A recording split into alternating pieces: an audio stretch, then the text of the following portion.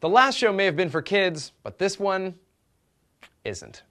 Dan DePanny writes, "Hi, remember me, the Stalker Show prize winner? Anyway, this suggestion comes from my friend. Here's her show suggestion. Irritable male syndrome, man-MSing. First of all, I don't think it's even appropriate that you're calling it man-MSing, because the M part, as you well know, doesn't even apply." I need a hug. It's called IMS, and that sounds funny because it sounds like PMS, which makes you think of some kind of cyclical hormonal thing that makes men go nuts every month. But that would be misleading. Well, as best we can tell, there is a condition called IMS, it is hormonal, and it's absolutely nothing like PMS. First of all, male hormones fluctuate hourly, not every 28 days. We're like this. It's all a part of being a man.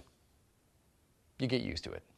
IMS is based on the idea that low testosterone, or relatively high concentrations of estrogen, with a heap of stress piled on, can cause some men to become really cranky, and angry, and distant. I don't want to talk about it. Ever. I show a whole range of emotion. Anger, rage, hate.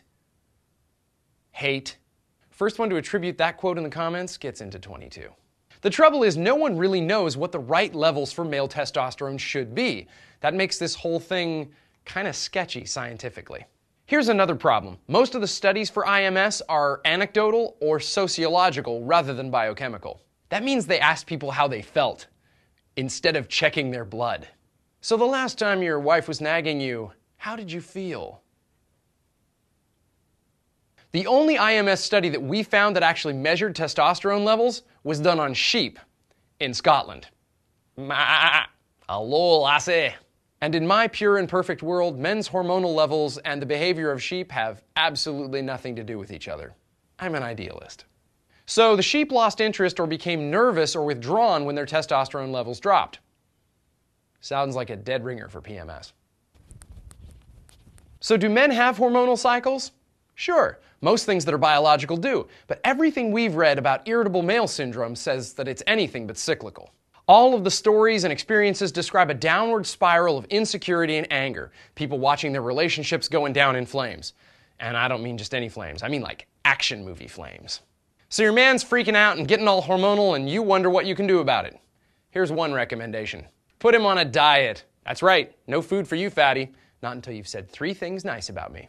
If you can't say anything nice, you won't eat anything at all. Estrogen is stored in fat cells, and losing some of that tub might actually help him balance out his emotional distress.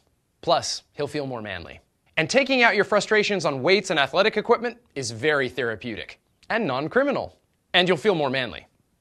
This is you, your behavior.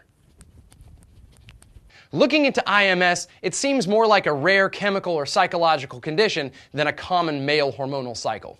After all, symptoms for IMS can include exhaustion, unexplained weight changes, gallbladder or gut problems, hypoglycemia, snoring, incontinence, an elevated PSA, high cholesterol, bone loss, hair loss, not pattern baldness, impaired thyroid function, loss of muscle or stamina, skin problems, and irritability. We're both men with hormones, and I don't think we have any of those symptoms. Science fiction writer Robert A. Heinlein is purported to have said, "A week before their periods, women act the way men do all the time." I couldn't disagree more. But what do you think? Put it in the comments.